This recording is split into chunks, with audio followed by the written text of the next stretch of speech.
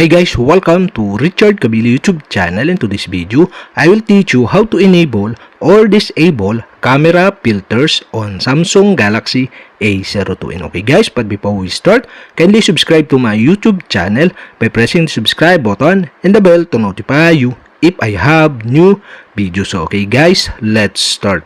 So okay guys, all you have to do is go to camera application in your Samsung Galaxy A02.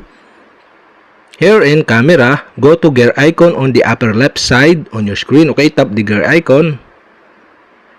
In camera settings and useful feature section, you can see these settings to keep. Okay, you'll have to do is tap this.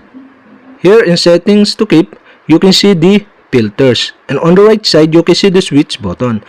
If this turn on or enable, keep the filters you apply to each mode instead of removing them when you close camera. And okay, to enable this, you'll have to do is switch on the switch button on the right side. And that's it. Okay, we have successfully enabled.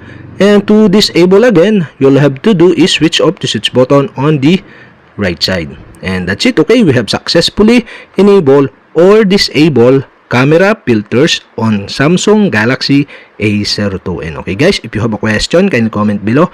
And don't forget to hit the subscribe button and the bell to notify you if I have new videos. Okay guys, thank you for watching.